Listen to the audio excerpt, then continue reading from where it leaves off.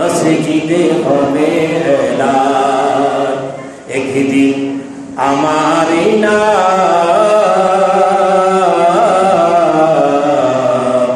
মসজিদে হবে এলান।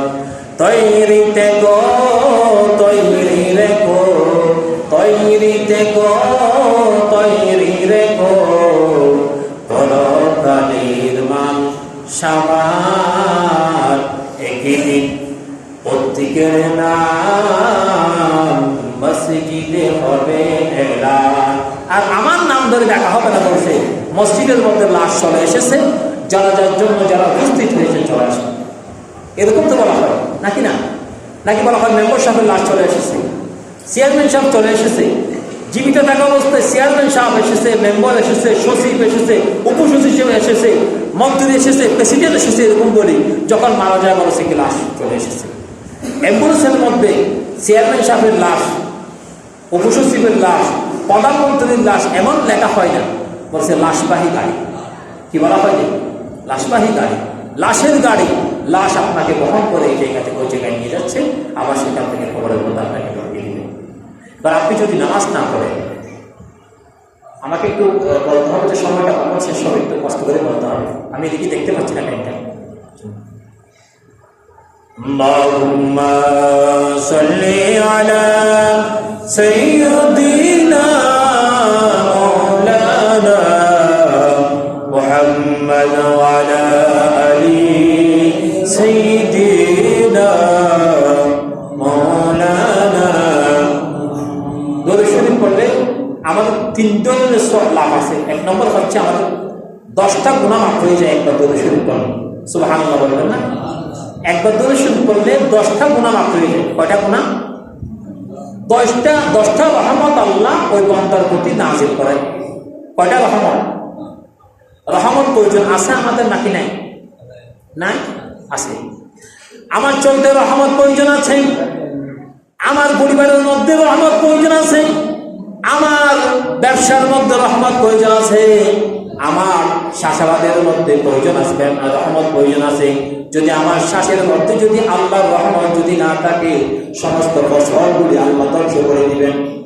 আমার জীবনের মধ্যে আমার হায়াতের আমার জীবন নষ্ট হয়ে যাবে। সব সময় আমার আল্লাহর রহমত ছাড়া কোনো একজন বান্দা চলতে পারে না।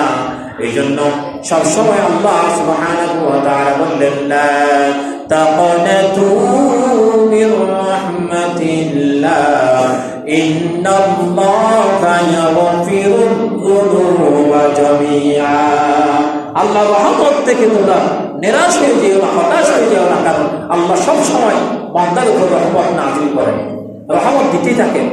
আমরা যদি ফেরেশতা যদি আমাদের পাশে না থাকতো, আমাদেরকে যদি এই আমাদের দেহকে যদি রক্ষণাবেক্ষণের জন্য ফেরেশতা যদি দায়িত্ব না নিতেন, তাহলে জিন্নাত আমাদেরকে ক্ষতি করে ফেলতেন, খারাপ জিন্নাত থাকে। এই জন্য সবসময় আল্লাহর রহমত প্রয়োজন আছে। দরুদ শরীফ পড়লে 1 নম্বর 10টা গুনাহ মাফ হয়, 10টা রহমত হয়, 10টা মর্যাদা আল্লাহ আপনাকে বাড়িয়ে দিবেন। সুবহানাল্লাহ। তাহলে 3টা জিনিস আমাদের জন্য কি গুরুত্ব বেশি নাকি কম?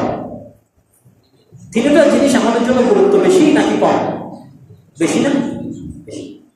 আমার যদি রহমত থাকে, আমি যা চাই তা আল্লাহ আমাকে দিল। আমার যদি গুনাহ মাফ হয়ে যায়, তাহলে আমি গুনাহ করেছি, আল্লাহ মাফ করে দিবেন।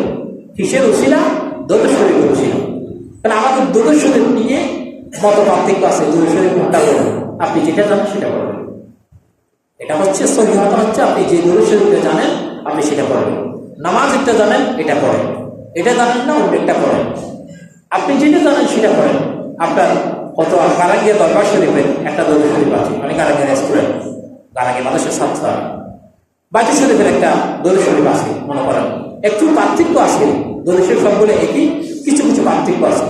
তাহলে আপনি যেটা জানেন সেটা আপনি পড়েন, কিন্তু পড়লে আল্লাহ আপনাকে এই 3টা জিনিস দান করবেন। 1 নম্বর গুনাহ মাফ করবেন, 2 নম্বর মর্যাদা বাড়িয়ে দিবেন, আপনার উপর রহমত নাযিল করবেন। আমরা বেশি বেশি দরুদ শরীফ পড়ার জন্য আল্লাহ আমাদেরকে তৌফিক দান করুন, বলেন আল্লাহুম্মা আমিন। এরপরে বলেছিলাম